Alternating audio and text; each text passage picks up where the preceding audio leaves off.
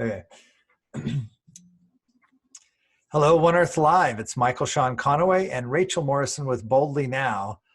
This is a little different interview than we normally do. We're actually just going to have a little fireside chat. I'm going to ask Rachel some questions. She's going to ask me some questions. And we're just going to kind of look a little bit deeper into the reason we're here for One Earth Live and a little bit about our personal motivations around working on the Boldly Now project. Rachel, welcome to your show.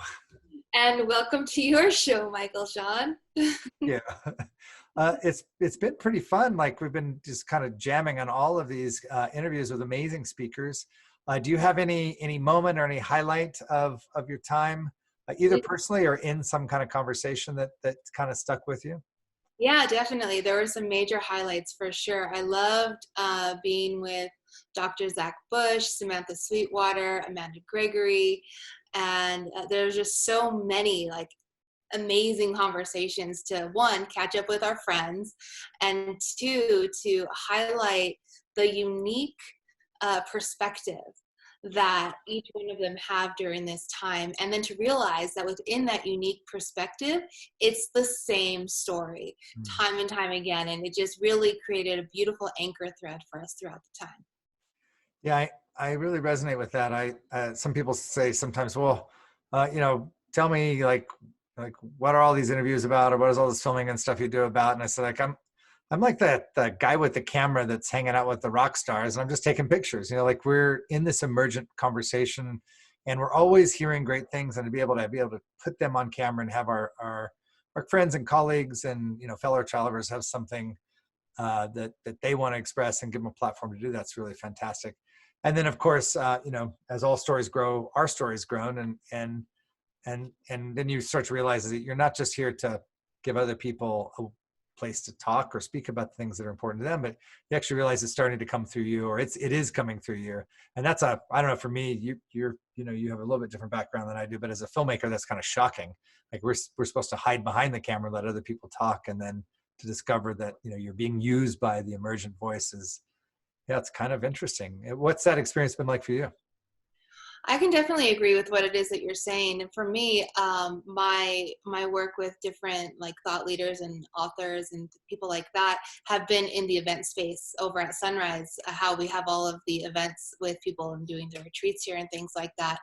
And throughout the years, there's been some really interesting experiences of testing the waters of being on the other side of the production piece, being more front and center. And it's been really interesting to see this emergent process, as you're saying, and how just one thing led to another in a cascade of events from the beginning of COVID to this very moment that just opened up the opportunity for me to say yes to what was being created at the time. And it was really surprising. And I was kind of, to be honest, right? I was pretty timid a bit to step into a more forward facing position in this project, but it's been a joy, and it's been really comfortable, and I'm really glad that at the end of the day it's just me in my living room with a computer that happens to have a good friend of mine on it, and not think about the rest of the big picture that we're connected to. Yeah, it's interesting being called to do something. You do your work, and sometime there are those of us who get lucky enough to feel called to do something kind of bigger than ourselves, and then we have to grow. We have no chance. We don't do it or we grow. And I like to see when people just kind of leap in like you have on this. And for yourself, you've been in these conversations. You've been in the Boldly Now crew for quite some time, and what is it that you see is kind of your big bold truth, or the thing that's in you trying to get out right now? Yeah. So for me, it's being willing to take the risks. I think is a pretty bold thing to do, and to know that by taking the risk, whatever it is, no matter how big or how small, I think that the bigger the risk, the bigger the bigger the risk, that the bigger the chance is that a person has to really win at life. Hmm. And that's kind of something that I've been thinking about lately. And it's kind of hard to think about what are the big risks that we can take while completely isolated in these spaces. And so for me, it's, you know, I like to call them like Wim Hofing your truth, right? Like when you think that it's just not the right thing to say or the right place to go, but to take a breath and go there and see what happens, see what could be created out of that bold statement, that bold truth, that radical vulnerability, and let the chips fall where they may and be completely okay with it.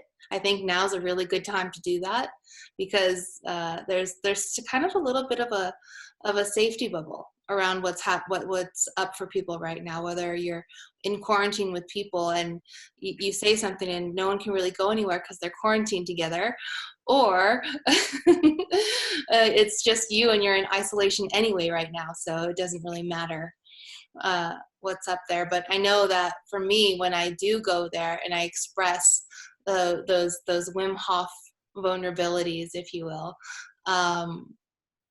I actually reveal the truest part of me that I've been hiding, that could maybe be the thing that my world's been asking of me this whole time. Now, because you're hanging out with a band of futurists, what is the one kind of future vision or future hope or wish that you have for, generations beyond us, your descendants?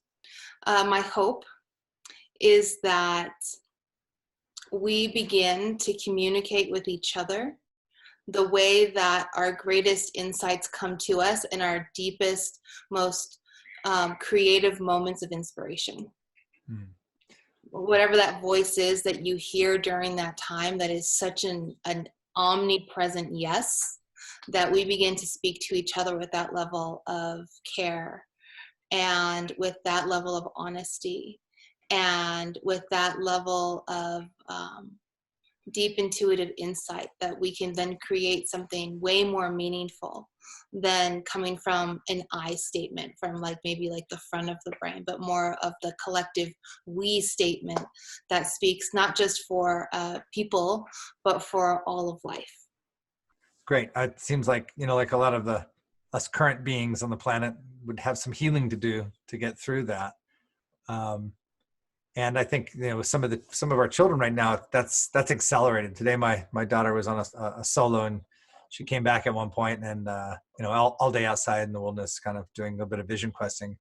She's 18, and she came back and had this really big insight. And we're talking about it takes a breakdown to have a breakthrough. And we started laughing at one point because she said, "Am I having my first existential crisis?" And I just thought, that's so amazing, to have that experience at 18 versus at 28. I can see the path to what you're talking about, the capacity to be vulnerable and be courageous and kind of honest in what you have to say, and not be so at the affect of your drama, being a victim or being a persecutor or maybe being a rescuer, or whatever your go-to, drama thing is. But I could see that humanity could slowly start to lever itself free from that pattern. Might be a project to work on for a while.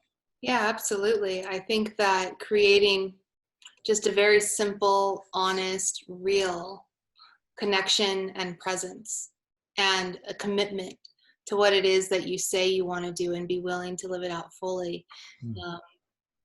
I don't know if everybody's super into that all the way, as much as they'd like to think that they are, myself included. And it's just a real good gut check from time to time for us to check in with ourselves and to check in with each other and see what actually is real for us in this moment, so that we can actually create the future that we want to create together from a place of eyes wide open.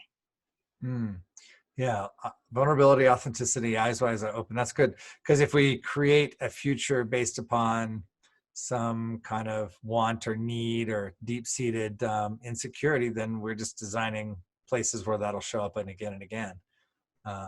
Yeah, there has to be some kind of healthy clearing to actually generate a benevolent or a thriving future. Um, yeah, great, well said. And your part in that, I guess, is to tease that out of people and tease that in the conversations of your life. I love it. Yeah, definitely. It's always surprising where a conversation can go when you show up completely unguarded. Mm.